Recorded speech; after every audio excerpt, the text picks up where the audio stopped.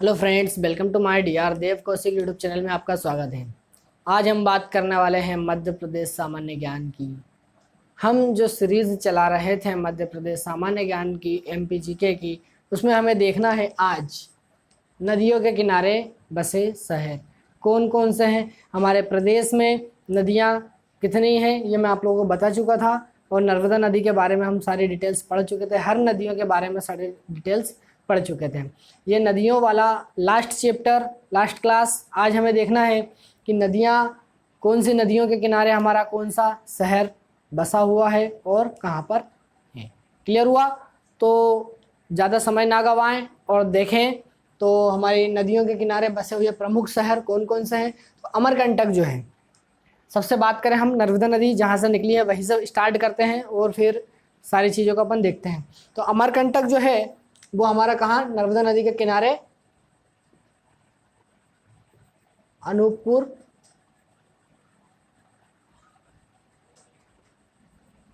अनूपपुर जिले में है। अमरकंटक पुष्पराजगढ़ तहसील, वहाँ से नर्मदा नदी निकली है। तो इस नर्मदा नदी के किनारे, इस नर्मदा नदी के तट पर मंडला, जबलपुर में जहाँ पर हमने देखा था धुआंधार, भेड़ाघाट, इस प्रकार से अपन ने कुछ चीज़ें यहाँ पर देखा था। संगमरमर के पत्थर यहीं पर भेड़ाघाट में पाए जाते हैं, है ना। बात करें फिर नरसिंहपुर, नरसिंहपुर के बाद में होशंगाबाद, होशंगाबाद में क्या है, सेठानी घाट। इसके बाद में होशंगाबाद हंडिया, है ना। यहीं पर हंडिया में जो है अपना हंडिया नेमावर का ब्रिज जो बना हुआ, पुल जो बना हुआ है, वो देवास और हरदा जिला और देवास जिले का जो है कि सीमा रेखा यहीं पर बनाती है अपने हंडिया और नेमावर के बीच में। ये हंडिया जो आता है वो हमारा हरदा जिले में और नेमावर देवास जिले के अंतर्गत आता है। क्लियर हुआ? ये हरदा से चली हंडिया नेमावर, नेमावर से पुनासा, पुनासा जो आता है वो कहाँ, खंडवा जिले में आता है। खंडवा से ओमकारेश्वर, ओमकारेश्वर हमारा खंडवा जिले में आता है। इसके बाद में खरगोन, बड़वा में सीआईएसएफ का ट्रेनिंग सेंटर, यह मैं आप लोगों को बता चुका था, सीआईएसएफ का ट्रेनिंग सेंटर। बाद में बड़वा से चले मंडलेश्वर, महेश्वर और निमाड़। ये जो निमाड़ है यह पूर्वी निमाड़ और पश्चिमी निमाड़ के नाम से जाना जाता है। पूर्वी निमाड़ हमारा खरगोन और पश्चिमी निमाड़ हमारा खंडवा। पूर्वी निमाड़ या खरगोन को हम क्या बोलते हैं, पूर्वी निमाड़, और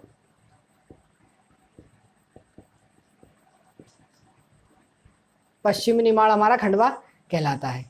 ये देखा अपने नर्मदा नदी के किनारे बसे हुए शहर अमरकंटक, मंडला, जबलपुर, नरसिंहपुर, होशंगाबाद, हंडिया, हरदा, नेमावर, देवास, पुनासा, खंडवा, ओमकारेश्वर, खरगोन, बड़वा, मंडलेश्वर, महेश्वर, निमाड़। और यह जो बड़वानी नर्मदा नदी के किनारे हैं, झाबुआ जो है नर्मदा नदी के किनारे हैं।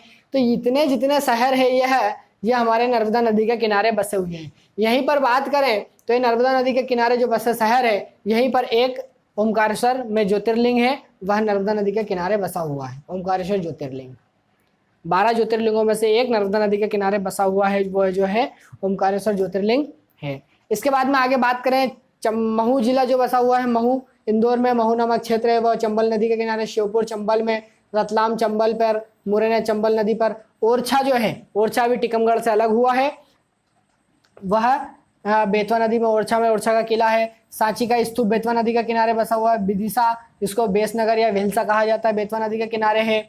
इसके बाद में बात करें गुना की, तो वह बेतवा नदी के किनारे उज्जैन, यह उज्जैन जो है वो शिप्रा नदी के किनारे है। यहाँ उज्जैन में भी एक ज्योतिर्लिंग है। इसे बात करें तो मध्य प्रदेश में, तो मध्य प्रदेश में 2 ज्योतिर्लिंगों की संख्या है। एक तो है हमारे पास कहाँ, ओमकारेश्वर, एक है हमारे पास ओमकारेश्वर, और दूसरा है हमारे पास कहाँ, उज्जैन में। 2 ज्योतिर्लिंग हमारे पास मध्य प्रदेश में, हमारे प्रदेश में, हमारे राज्य में है। बात करें धार माही नदी के किनारे, शिवपुरी सिंध नदी के किनारे, दतिया सिंध नदी के किनारे, बागली काली सिंध नदी के किनारे, देवास, वो भी हमारी कहाँ,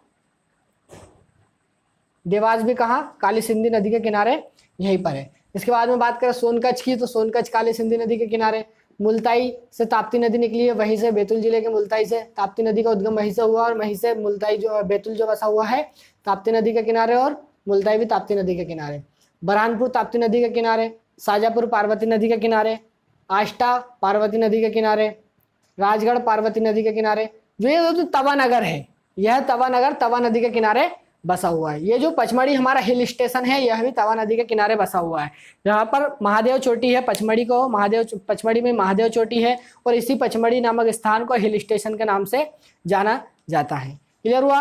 इंदौर जो बसा हुआ है वो हमारा खान नदी के किनारे बसा हुआ है। यह इंदौर हमारा खान नदी के किनारे बसा हुआ है। इसमें बात करें बालाघाट की, तो बालाघाट बेनगंगा नदी के किनारे है ना। मंदसौर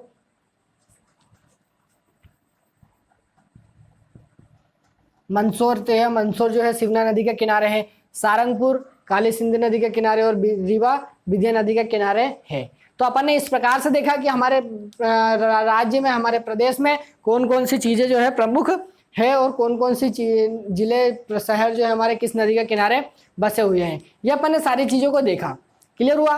और इसी के साथ अपन ने ये भी देखा कि कौन सी नदी है, जैसे ओमकारेश्वर में खंडवा जिला ओमकारेश्वर में है, बड़वा में क्या है तो CISF का ट्रेनिंग सेंटर। ये सारी चीज़ों को अपन ने देखा।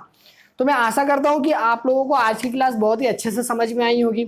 यदि कुछ समझ में नहीं आई हो तो मुझे आप लोग पिछली क्लास जो नदियाँ की हैं हमारी, उसके आप लोग बहुत अच्छे तरीके से देखिए, तो ये सारी चीज़ें और भी समझ में आ जाएगी।